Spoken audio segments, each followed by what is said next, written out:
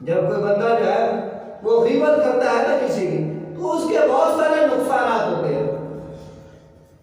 بہت سارے نقصانات، جن میں سے ایک نقصان یہ ہے کہ اس کے نامہ اعمال سے نیکیاں ختم ہونا شروع ہو جاتی ہے۔ حسن بصری رحمۃ اللہ علیہ نا، انہوں نے ایک آدمی کو ہدیہ بھیجا، ہدیہ بھیجا۔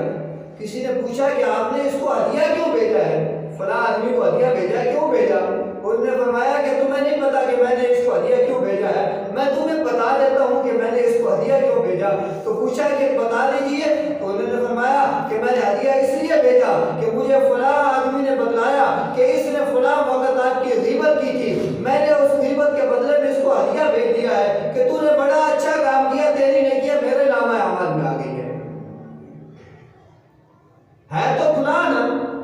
لیکن ان کے نامہ اعمال میں مفت میں نیکیاں آ گئی، اس لیے کہا میں نے اس کو ہدیہ بھیجا کہ میرے لیے تو نے اچھا کیا ہے کہ میرے نامہ اعمال میں نے مفت میں نیکیاں ڈال دی ہیں۔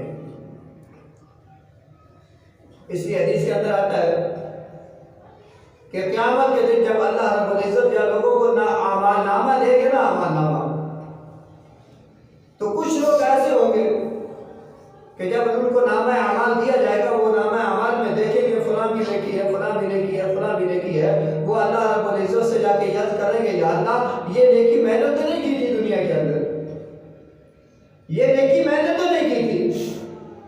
اور پھر آگے دیکھے گا کہ یا اللہ یہ نیکی بھی میں نے نہیں کی تھی، یا اللہ یہ نیکی بھی میں نے نہیں کی تھی، یہ بھی نہیں کی تھی۔ اللہ رب العزت فرمائے گا تیرے نامہ اعمال میں آئے تو تیری نیکی ہوگی نا، یا اللہ میں نے تو یہ نیکی کی نہیں تھی۔ تو اللہ رب العزت فرمائیں گے کہ میرے بندے تو سچ کہتا ہے، تو نے یہ نیکی نہیں کی تھی، لیکن تیرے نامہ اعمال میں یہ کیسے آ گئی؟ اللہ فرمائے گا میں تجھے بتاؤں کہ تیرے نامہ اعمال میں کیسی ہے، یا اللہ بتلا دیجئے۔ اللہ فرمائے گا کہ دیکھ فلاں جو مسلمان آدمی تھا، فلاں آدمی اس نے تیری غیبت فلاں وقت میں کی تھی، اللہ فرمائے گا اس کے نامہ اعمال سے یہ نیکی اٹھا کے میں نے تیرے نامہ اعمال میں رکھ دیا ہے، تو یہ اس کی اصل میں نیکی ہے جو غیبت کے بدلے میں اس کو تجھے دینی پڑی ہے۔ تو اللہ فرمائے گا یہ وہ نیکیاں ہیں، یہ وہ نیکیاں ہیں۔ اسی طرح جو ہے غیبت کرنے والا جو ہوگا، وہ اس کو جب اللہ رب العزت نامہ اعمال دے گا، وہ نامہ اعمال میں دیکھے گا یا اللہ میں نے تو فلاں نیکی بھی کی تھی، میں نے تو فلاں نیکی بھی کی تھی، فلاں نیکی بھی کی تھی، یا اللہ میرے نامہ اعمال میں وہ نیکیاں نہیں ہیں، میرے نامہ اعمال میں وہ نیکیاں نہیں ہیں، وہ نیکیاں کہاں چلی گئی؟ تو اللہ رب العزت فرمائے گا کہ جس کا تو حقدار تھا وہ تجھے مل گیا، جو تیری نیکیاں تھی وہ تجھے مل گئی، یا اللہ فلاں بھی کی تھی، فلاں بھی کی تھی، فلاں بھی کی تھی، وہ تو میرے نامہ اعمال میں درج ہی نہیں ہے۔ تو اللہ رب العزت فرمائے گے کہ تو نے فلاں وقت میں فلاں بھائی کی غیبت بھی تو کی تھی نا، اس وقت یاد آئے گا۔ اللہ فرمائے گا وہ جو تو نے اس کی غیبت کی تھی، میں نے تیرے نامہ اعمال سے اتنی نیکیاں اٹھا کے اس کے نامہ اعمال میں ڈال دی ہے، اس کے نامہ اعمال میں ڈال دی ہے۔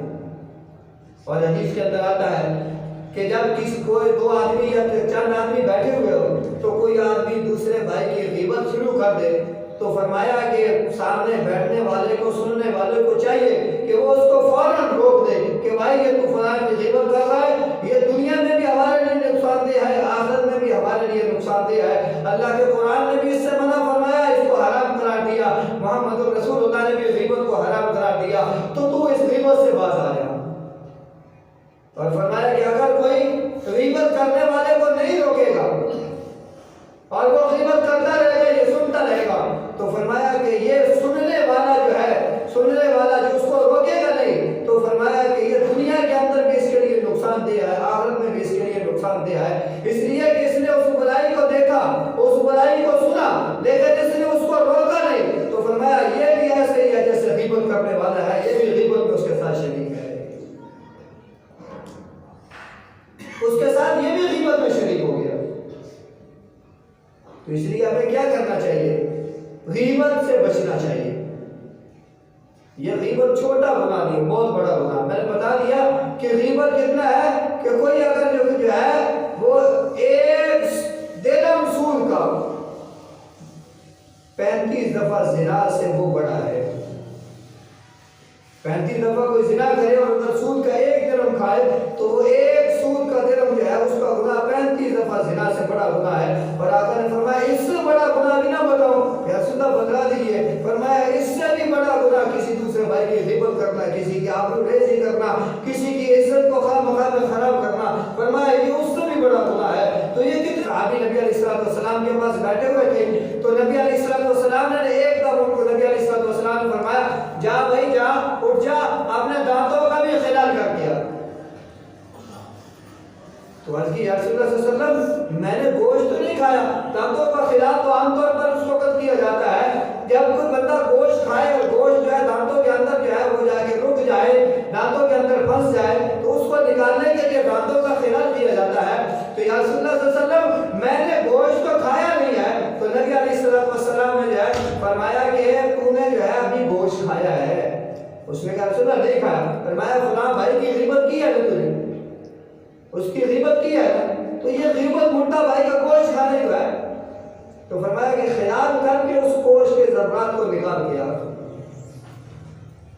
نبی علیہ السلام تشریف فرماتے، صحابہ بھی نبی علیہ السلام کے پاس موجود تھے، ایک دم نہ ہوا آئی، ہوا، اور ہوا بھی کیسی بدبودار۔ تو نبی علیہ السلام نے صحابہ سے پوچھا کہ میرے صحابیوں تمہیں پتہ ہے یہ ہوا کیسی ہے؟ یا رسول اللہ صلی اللہ علیہ وسلم بڑی بدبودار ہوا ہے، یہ کیسی ہے، کہاں سے آئی ہے؟ آقا انعامدار صلی اللہ علیہ وسلم نے فرمایا یہ ان لوگوں سے ہوا آ رہی ہے جو لوگ بیٹھ کے اپنے بھائیوں کی غیبت کر رہے ہیں، جو اپنے بھائیوں کی بیٹھ کے غیبت کر رہے ہیں۔ تو کیا معلوم ہوا کہ جب کوئی بندہ غیبت کر رہا ہوتا ہے اس کے پاس سے اگر ہوا بھی گزرتی ہے تو اس کی اس غیبت کے اثرات اس ہوا کے اوپر بھی پڑ جاتے ہیں، اور اس کی غیبت کی وجہ سے وہ ہوا بھی بدبودار ہو جاتی ہے۔ تو یہ کتنا بڑا گناہ ہے، لیکن ہم اس کو گناہ سمجھتے نہیں ہے، گناہ سمجھتے نہیں ہے۔ تو کتنا بدبخت انسان ہوگا کہ جو بیچارہ دنیا کے اندر نیکیاں کرتا رہے لیکن آخر میں اس کے پاس کچھ بھی نہ بچے۔